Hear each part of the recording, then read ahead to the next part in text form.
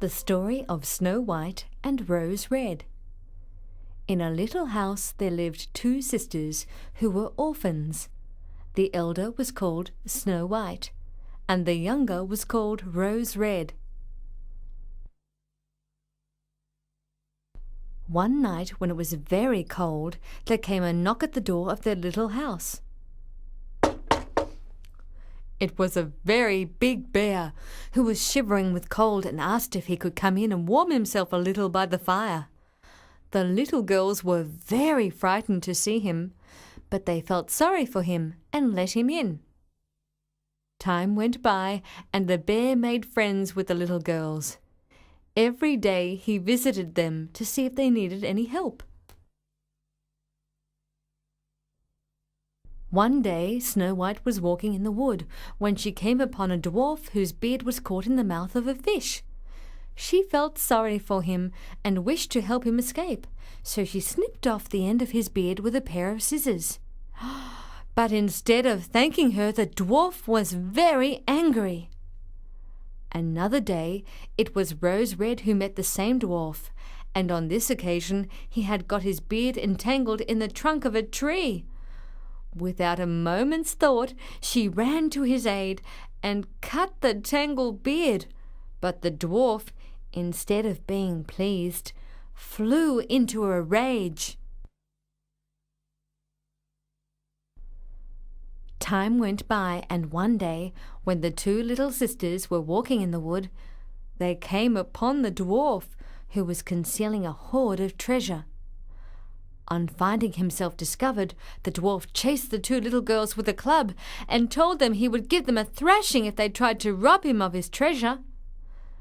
But the friendly bear, who had seen and heard everything that took place, ran to their aid and gave the dwarf such a beating that he went down on his knees and begged pardon of the two little girls, asking them to forgive him for his bad temper. Suddenly the skin of the bear fell to the ground, and there appeared a handsome prince who had been enchanted by the dwarf and could only escape if the dwarf begged forgiveness. To show his gratitude, the prince invited the two sisters to come and live with his parents, the king and queen, in their sumptuous palace. They all lived very happily together.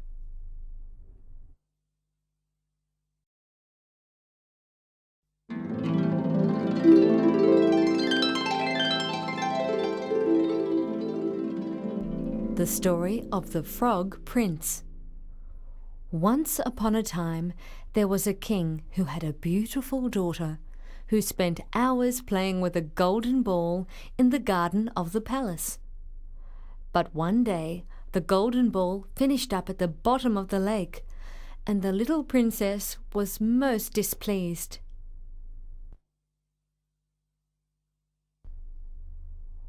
"What is the matter, little princess? Why are you crying so?" "Ribbit, ribbit," asked a frog, sticking his ugly head through the plants growing out of the water. "Oh, my favourite ball has dropped to the bottom of this lake," she replied. "Don't cry any more, I will help you. But what will you give me if I fetch your golden ball from the bottom?" "I will give you anything you ask," she replied at once. The frog dived down and emerged with the ball between his hands.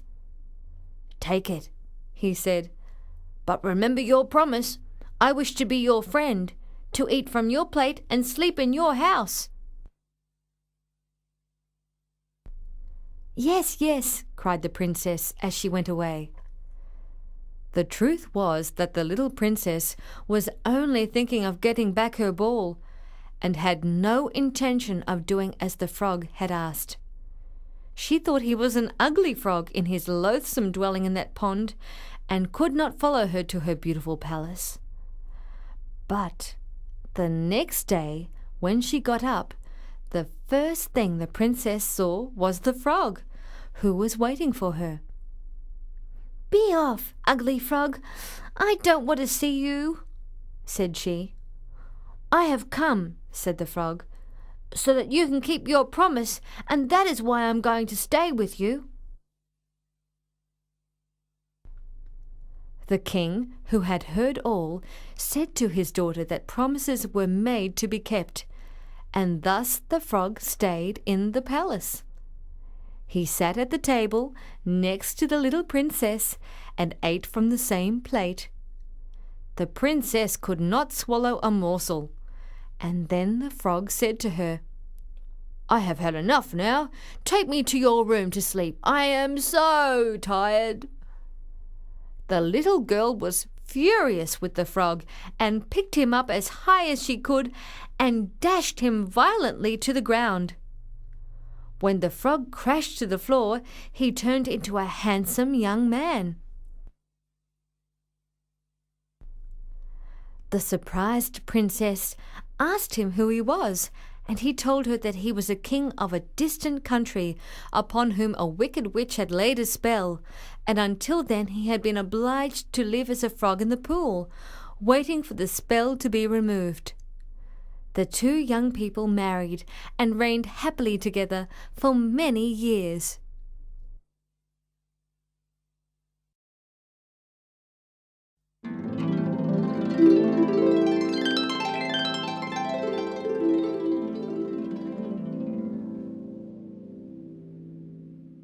The story of King Midas. There was once a most ambitious and miserly king. His aim in life was to amass more and more gold, and he paid no attention whatever to the needs of his people. Not satisfied with the gold he already had, one day he called upon a famous magician. "I want you to use your magic to make my treasures multiply," he said. "I will give you extraordinary power, such as no mortal ever had nor ever will again." Said the magician to him, "Hold out your hand." The magician gently tapped the hands of his sovereign and said, "From this moment onwards, everything you touch will turn into gold." And that was how everything the king touched was transformed into purest gold. But when he went to eat, he saw to his surprise that all the food he touched also changed into gold. He was not at all pleased about that, for if it continued, he would starve to death.